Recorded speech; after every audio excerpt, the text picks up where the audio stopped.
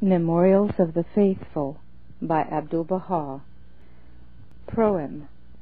This is a book about people who were trying to get into prison rather than to escape from it, because they were prisoners of a great love.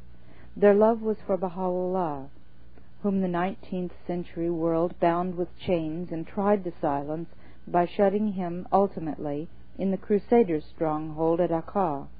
Like the eye of the storm, he is the center of these accounts, but hardly appears in them, remaining, as the Guardian has described him, quote, transcendental in his majesty, serene, awe-inspiring, unapproachably glorious, unquote.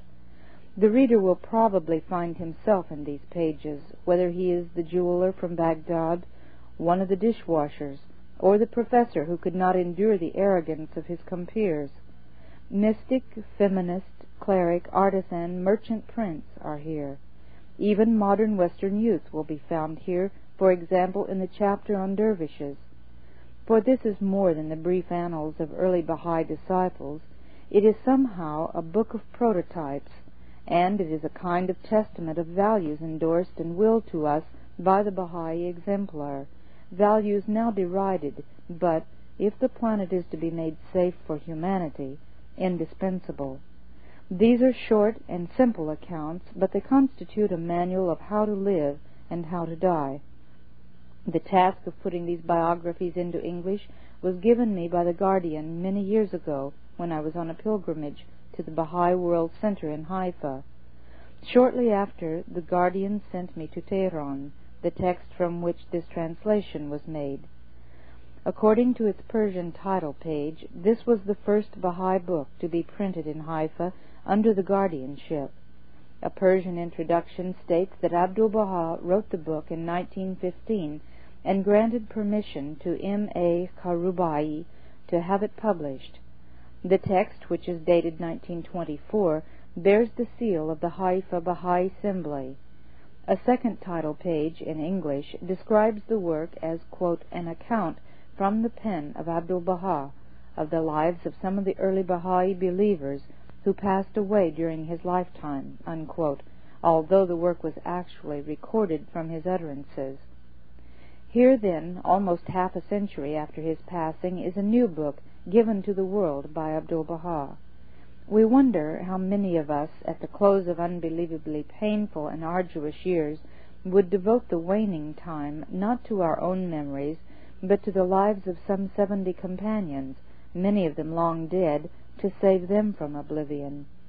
Abdu'l-Bahá was present at many of these scenes, yet time after time he effaces himself to focus on some companion, often on one so humble that the passing years would surely have refused him a history. And if, to the cynical, these believers seem better than ordinary men, we should remember that the presence of the manifestation made them so, and that they are being looked at through the eyes of the Master, who said that the imperfect eye beholds imperfections, and that it is easier to please God than to please people. Thus the book is still another token of Abdu'l-Bahā's partiality for the human race. The love he personified was not blind, but observant, not impersonal, but warm and tender. It was a continual attitude of unobtrusive care. Such love from such a being does not end with one lifespan. He left the world half a century ago, and most of those who longed for him so much that the hostile said they were not Baha'is, but Abdu'l-Baha'is, are now vanished from our sight, but still his love is here for new millions to find. The translator, Keene, New Hampshire, December 1969. Nabíl-i-Akbar.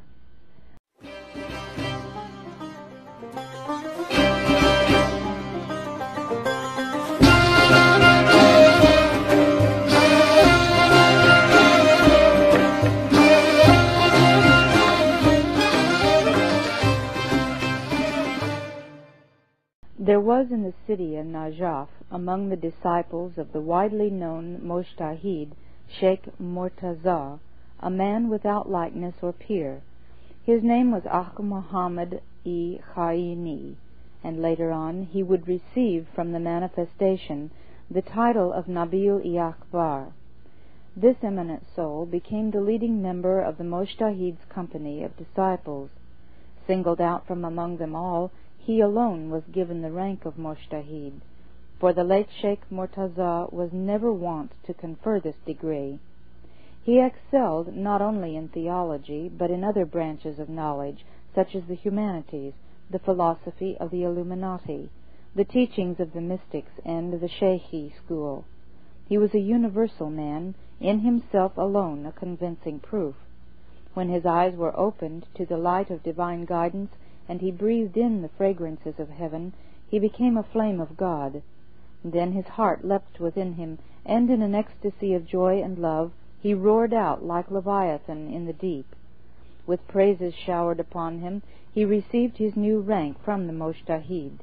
He then left Najaf and came to Baghdad, where he was honored with meeting Baha'u'llah. There he beheld the light that blazed on Sinai in the holy tree. Soon he was in such a state that he could rest neither day nor night. One day, on the floor of the outer apartments reserved for the men, the honored Nabīl was reverently kneeling in the presence of Baha'u'llah. At that moment, Haji Mirza Hassan Amu, a trusted associate of the Mujtahids of Karbala, came in with Zainul Abidin Khan, the Fakhrul Dali. Observing how humbly and deferentially Nabīl was kneeling there, the Haji was astonished. "Sir," he murmured, "what are you doing in this place?" Nabīl answered, "I came here for the same reason you did." The two visitors could not recover from their surprise, for it was widely known that this personage was unique among Mujtahids, and was the most favored disciple of the renowned Sheikh Murtaza. Later Nabíl-i-Akbar left for Persia and went on to Khurasan. The Amir Qain, Mir Alam Khan, showed him every courtesy at first, and greatly valued his company. So marked was this that people felt the Amir was captivated by him, and indeed he was spellbound at the scholar's eloquence, knowledge, and accomplishments. One can judge from this what honors were accorded to Nabīl by the rest, for, quote, "men follow the faith of their kings," unquote. Nabīl spent some time thus esteemed and in high favor, but the love he had for God was past all concealing. It burst from his heart, flamed out, and consumed its coverings. Quote, "1,000 ways I tried my love to hide, but how could I upon that blazing pyre not catch fire?" Unquote. He brought light to the Qain area and converted a great number of people, and when he had become known far and wide by his new name, the clergy, envious and malevolent, arose and informed against him, sending their calumnies on to Tehran, so that Nasir-ed-Din Shah rose up in wrath. Terrified of the Shah, the Amir attacked Nabīl with all his might. Soon the whole city was in an uproar, and the populace, lashed to fury, turned upon him. That enraptured lover of God never gave way, but withstood them all. At last, however, they drove him out, drove out that man who saw what they did not, and he went up to Tehran, where he was a fugitive and homeless. Here his enemies struck at him again. He was pursued by the watchmen. Guards looked everywhere for him, asking after him in every street and alley, hunting him down to catch and torture him. Hiding, he would pass by them like a sigh of the oppressed, and rise to the hills, or again, like the tears of the wronged, he would slip down into the valleys. He could no longer wear the turban denoting his rank. He disguised himself, putting on a layman's hat, so that they would fail to recognize him and would let him be. In secret, with all his powers, he kept on spreading the faith and setting forth its proofs, and was a guiding lamp to many souls. He was exposed to danger at all times, always vigilant and on his guard. The government never gave up its search for him, nor did the people cease from discussing his case. He left then for Bukhara and Ishkhabad, continuously teaching the faith in those regions. Like a candle, he was using up his life, but in spite of his sufferings, he was never dispirited. Rather, his joy and ardor increased with every passing day. He was eloquent of speech. He was a skilled physician, a remedy for every ill, a balm to every sore. He would guide the Illuminati by their own philosophical principles, and with the mystics he would prove the divine advent in terms of inspiration and the celestial vision. He would convince the Shaykhi leaders by quoting the very words of their late founders, Sheikh Ahmad and Sayyid Kazim, and would convert Islamic theologians with texts from the Quran and traditions from the Imams who guide mankind aright. Thus he was an instant medicine to the ailing and a rich bestowal to the poor. He became penniless in Bukhara and a prey to many troubles until at the last, far from his homeland, he died, hastening away to the kingdom where no poverty exists. Nabíl-i-Akbar was the author of a masterly essay demonstrating the truth of the cause, but the friends do not have it in hand at the present time. I hope that it will come to light and will serve as an admonition to the learned. It is true that in this swiftly passing world he was the target of countless woes, and yet all those generations of powerful clerics, those sheikhs like Murtaza and Mirza Habibullah and Ayatollah Khorasani and Mullá Asad-ullah-i-Mazandarani, all of them will disappear without a trace. They will leave no name behind them, no sign, no fruit. No word will be passed down from any of them. No man will tell of them again. But because he stood fast in this holy faith, because he guided souls and served this cause and spread its fame, that star, Nabíl, will shine forever from the horizon of abiding light. It is clear that whatever glory is gained outside the cause of God turns to abasement at the end, and ease and comfort not met with on the path of God are finally but care and sorrow, and all such wealth is penury and nothing more. A sign of guidance, he was an emblem of the fear of God. For this faith he laid down his life, and in dying triumphed. He passed by the world and its rewards. He closed his eyes to rank and wealth. He loosed himself from all such chains and fetters, and put every worldly thought aside. Of wide learning, at once a mujtahid, a philosopher, a mystic, and gifted with intuitive sight, he was also an accomplished man of letters and an orator without peer. He had a great and universal mind. Praise be to God, at the end he was made the recipient of heavenly grace. Upon him be the glory of God, the All-Glorious. May God shed the brightness of the Abdu'l-Bahá kingdom upon his resting place. May God welcome him into the paradise of reunion, and shelter him forever in the realm of the righteous, submerged in an ocean of lights. Ismu'lláhu'l-Asdaq.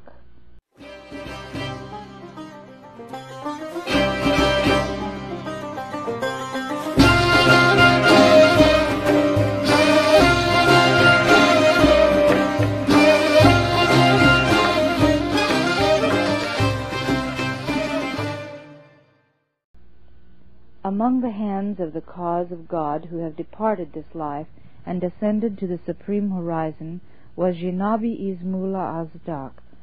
Another was Nabíl-i-Akbar. Still others were Mullá Alí-Akbar and Sheikh Muhammad Rizā-i-Yazdi.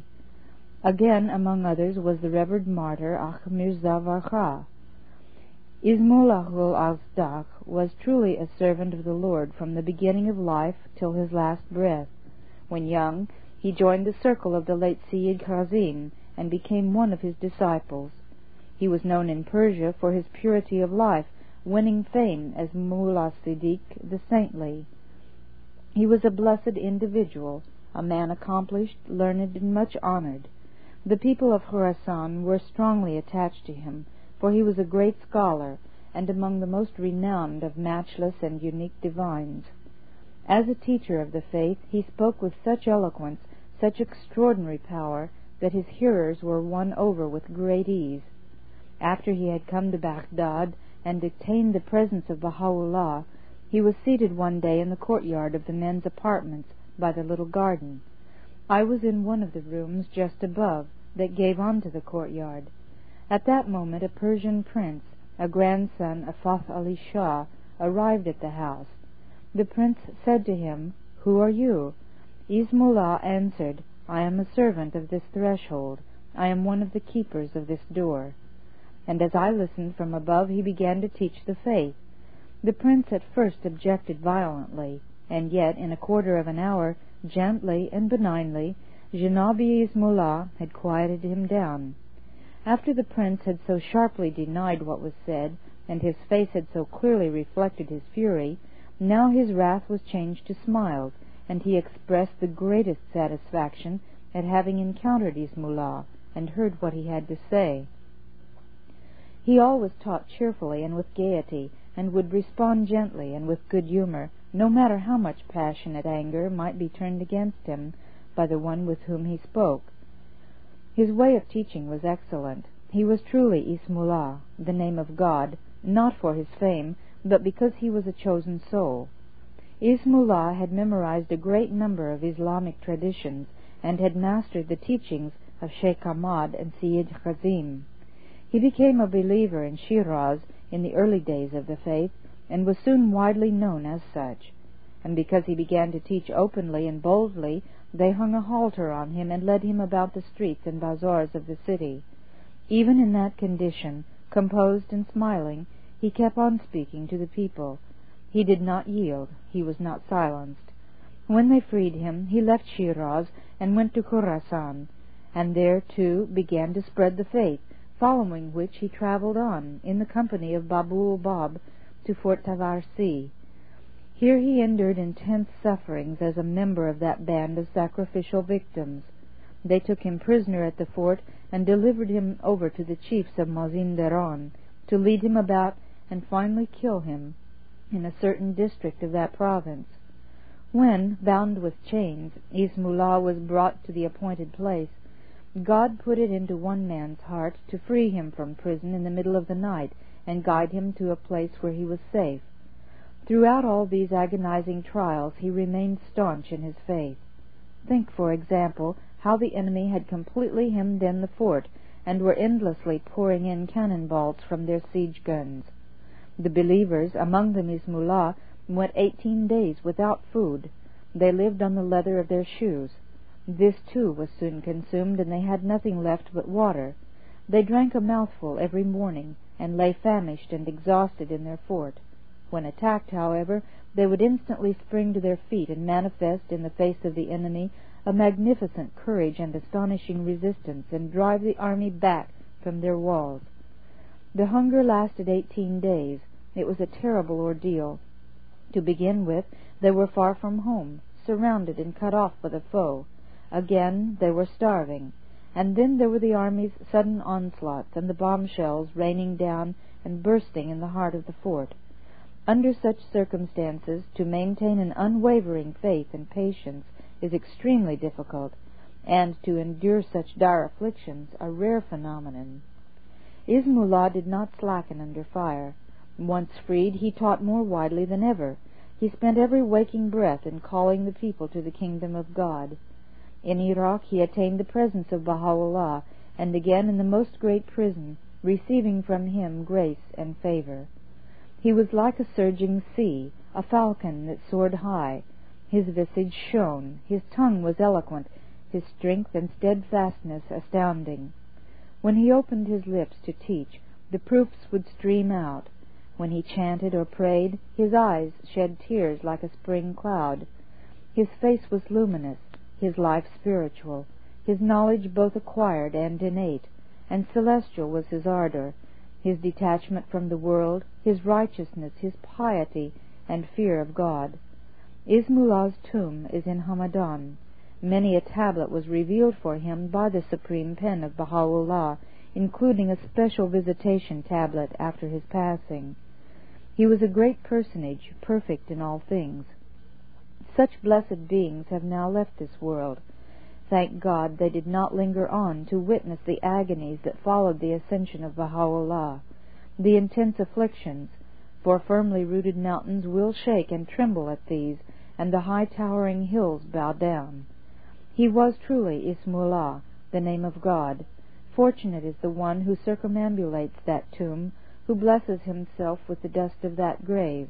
Upon him be salutations and praise in the Abha realm. Mullá Ali-Akbar.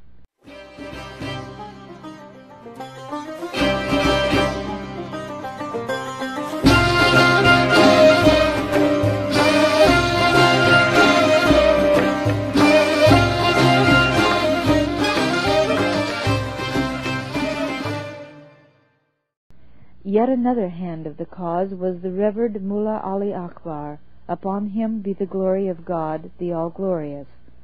Early in life, this illustrious man attended institutions of higher learning, and labored diligently by day and night until he became thoroughly conversant with the learning of the day, with secular studies, philosophy, and religious jurisprudence. He frequented the gatherings of philosophers, mystics, and sheikhs, thoughtfully traversing those areas of knowledge, intuitive wisdom, and illumination. But he thirsted after the wellspring of truth, and hungered for the bread that comes down from heaven. No matter how he strove to perfect himself in those regions of the mind, he was never satisfied. He never reached the goal of his desires. His lips stayed parched. He was confused, perplexed, and felt that he had wandered from his path. The reason was that in all those circles he had found no passion, no joy, no ecstasy, no faintest scent of love. And as he went deeper into the core of those manifold beliefs, he discovered that from the day of the Prophet Muhammad's advent until our own times, innumerable sects have arisen, creeds differing among themselves, disparate opinions, divergent goals, uncounted roads and ways, and he found each one, under some plea or other, claiming to reveal spiritual truth, each one believing that it alone followed the true path. This, although the Mohammedan sea could rise in one great tide and carry all those sects away to the ocean floor. Quote, "No cry shalt thou hear from them, nor a whisper even." Unquote. Quran 19:98. Whoso ponders the lessons of history will learn that this sea has lifted up innumerable waves, yet in the end each has dissolved and vanished like a shadow drifting by. The waves have perished, but the sea lives on. This is why Nabíl-i-Akbar could never quench his thirst, till the day when he stood on the shore of truth and cried, quote, "Here is a sea with treasure to the brim. Its waves toss pearls under the great wind's thong. Throw off your robe and plunge, nor try to swim. Pride not yourself on swimming, dive headlong." Unquote. Like a fountain his heart welled and jetted forth.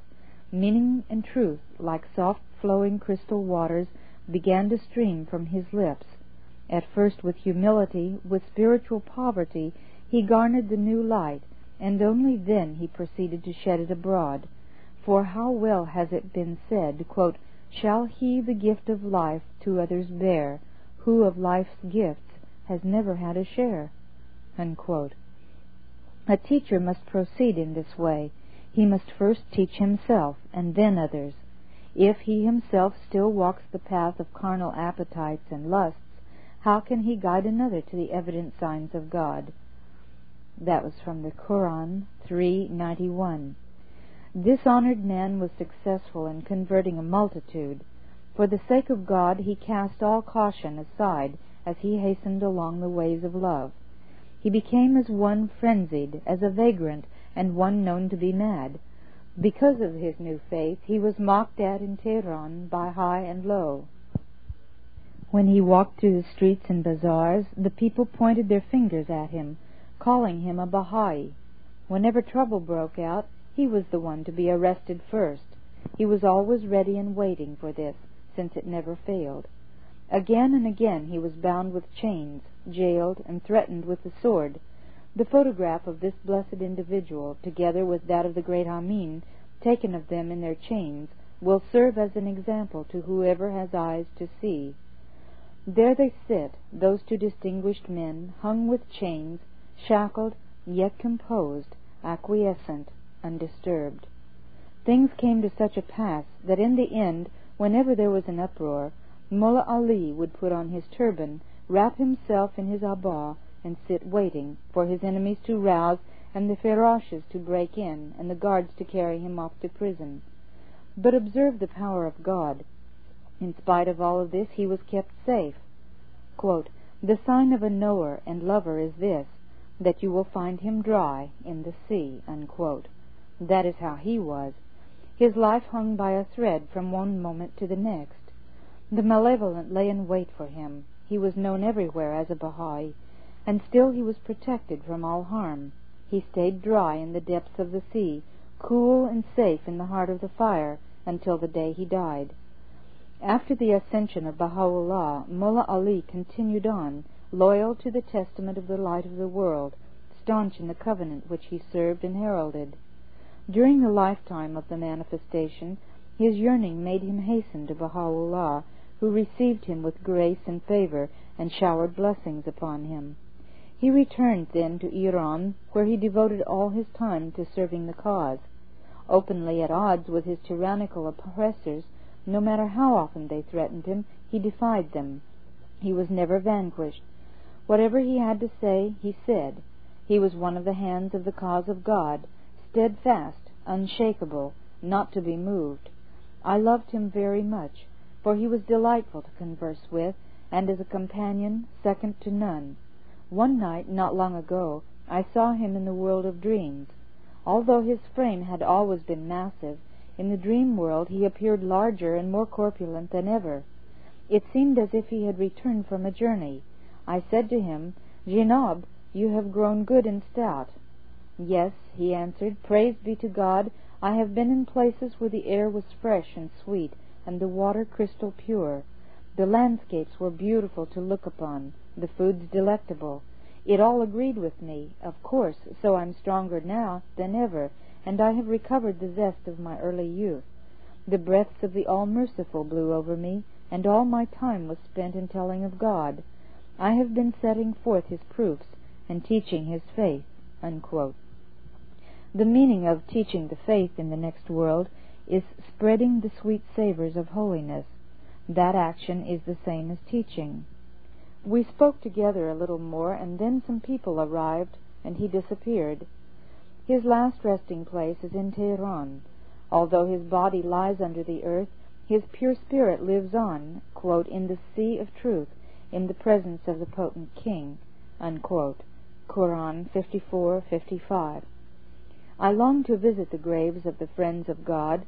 Could this be possible? These are the servants of the Blessed Beauty. In His path they were afflicted. They met with toil and sorrow. They sustained injuries and suffered harm. Upon them be the glory of God, the All-Glorious. Unto them be salutation and praise. Upon them be God's tender mercy and forgiveness.